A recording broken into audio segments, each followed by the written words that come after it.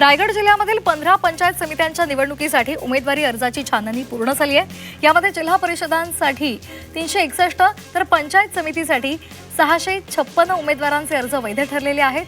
27 जानेवारीला उमेदवारी अर्ज मागे घेण्याचा शेवटचा दिवस आहे।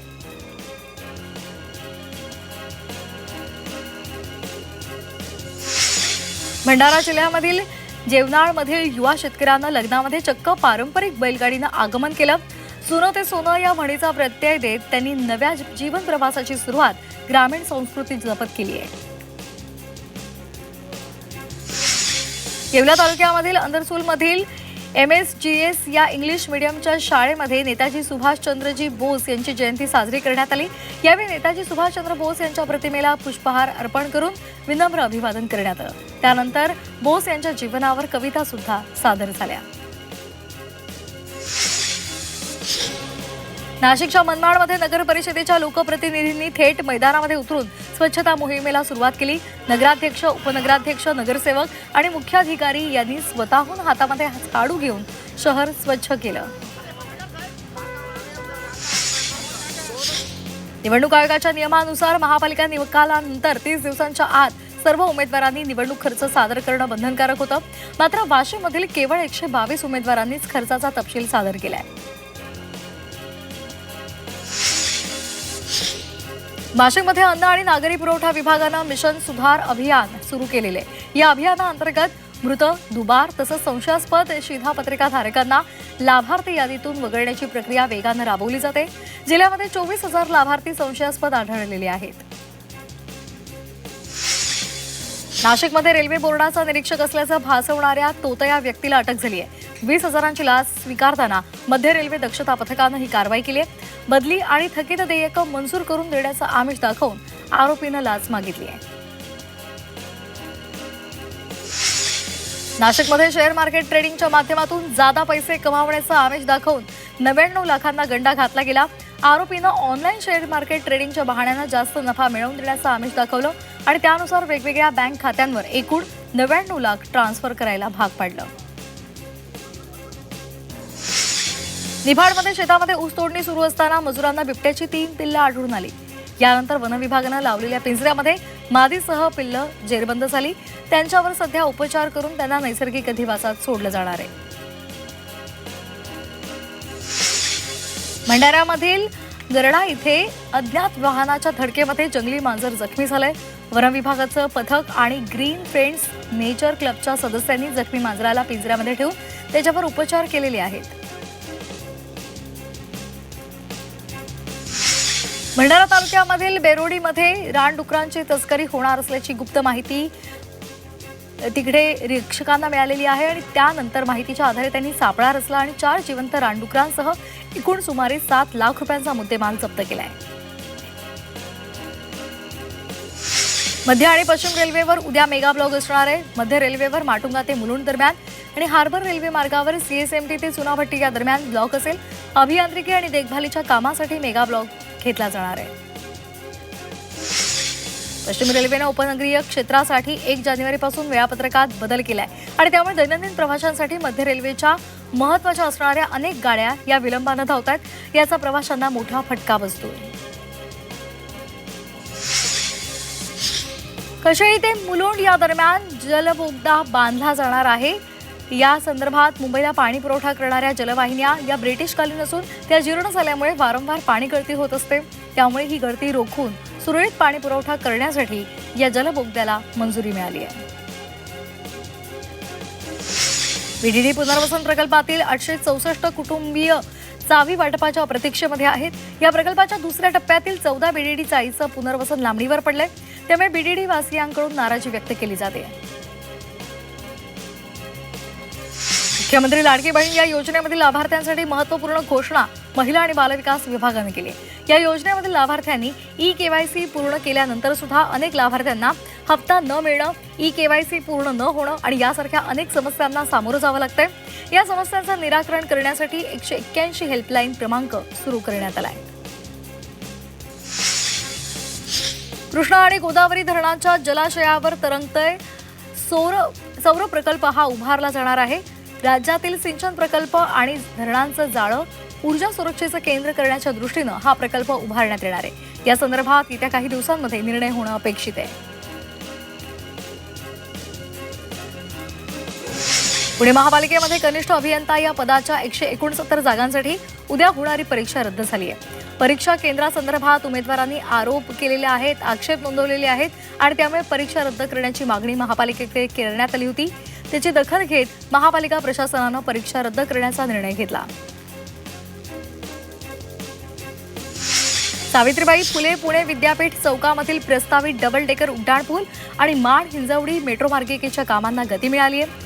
दुमजली उड्डाणपूल येत्या काही दिवसांमध्ये वाहतुकीसाठी खुला होणार आहे, त्यामुळे वाहन चालकांची वाहतूक कोंडीतून सुटका होण्याची शक्यता आहे। बाळासाहेब ठाकरे यांच्या 100व्या जयंती निमित्तानं महामंडळ हिंदू हृदय सम्राट बाळासाहेब ठाकरे एसटी संगे तीर्थाटन ही योजना सुरू केली आहे। अष्टविनायक, शिर्डी आणि शेगावसह विविध तीर्थक्षेत्रांसाठी परवडणाऱ्या दरात ही विशेष सहल योजना सुरू झाली आहे।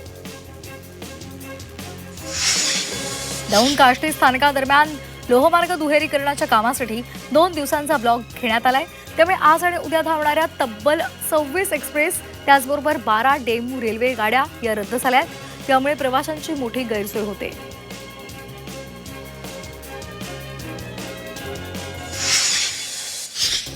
मुंबई महापालिकेनं अनधिकृतपणे जाहिरातीमध्ये फलक त्याचबरोबर बॅनर्स लावणाऱ्यांविरोधात कठोर कारवाई केली आहे। Gavdevi, Malabar Hill, doctor DB road या ठिकाणी अनधिकृत बॅनर्स लावणाऱ्यांविरोधात गुन्हा दाखल करण्यात आलाय।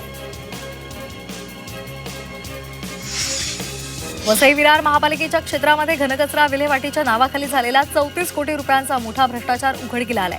या प्रकरणामध्ये कंत्राटदाराचा ठेका रद्द झालाय।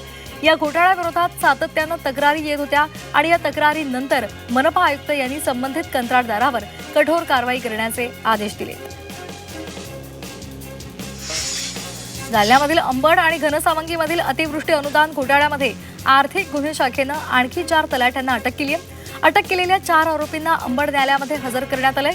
यावेळी प्रथम वर्ग दंडाधिकाऱ्यांनी त्यांना 5 दिवसांची पोलीस कोठडी सुनावली आहे। या प्रकरणामध्ये आतापर्यंत 24 आरोपींना अटक झाली असून उर्वरित 8 जण अद्यापही फरार आहेत। या फरार आरोपींचा शोध घेतला जातोय।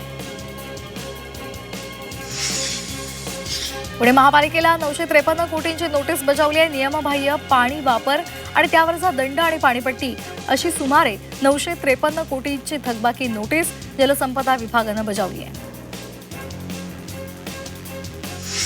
नाशिकमध्ये मिळकत हडपण्यासाठी बनावट कागदपत्र तयार करून फसवणूक करणाऱ्या एकाला अटक झाली आहे। पोलिसांनी सापळा रचून ही कारवाई केली आहे। आरोपीनं 5 साथीदारांसोबत कारस्थान करून फसवणूक केली आहे। दिव्यांग कल्याण विभागाचे सचिव यांनी एसटी प्रशासनाला कडक कारवाईचे आदेश देत बनावट कार्ड जप्त करण्याच्या सूचना केलेल्या आहेत। त्यामुळे बनावट अपंग ओळखपत्र देऊन एसटी प्रवास सवलतीचा लाभ घेणाऱ्या प्रवाशांवर कारवाईची टांगती तलवार असणार आहे। मुंबईमधील डोंगरी पोलिसांनी कथित क्रिकेट बुकी मेहुल जैन आणि त्याच्या नातेवाईकांविरोधात गुन्हा दाखल केलाय। मुंबईमधील एका व्यावसायिकाची धातू उत्पादन कंपनी विकण्याच्या आणि सरकारी अनुदान मिळवून देण्याच्या बहाण्यानं 8.3 कोटी रुपयांची फसवणूक झाल्या प्रकरणात हा गुन्हा नोंदवण्यात आलाय।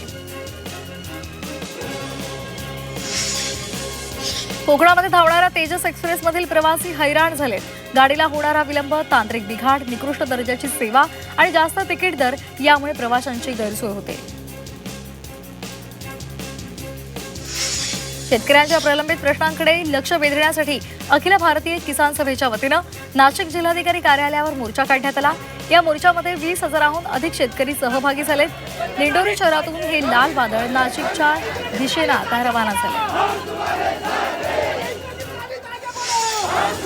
पुण्यामध्ये हापूस आंबा दाखल झालाय। प्रत्येक पेटीला 15,000 रुपयांचा भाव मिळतोय। कोकणामधील विविध भागातून सध्या हापूस आंब्याची आवक सुरू आहे, तसंच केशर आंब्याची सुद्धा पहिली आवक झालेली आहे। सांगलीमध्ये एका नर्सरीमधील पत्र्याच्या शेडला आग लागली। या आगीमध्ये महिलेचा होरपळून मृत्यू झालाय। अग्निशमन दलानं आगीवर नियंत्रण मिळवलंय, मात्र या महिलेचा मृत्यू झालाय।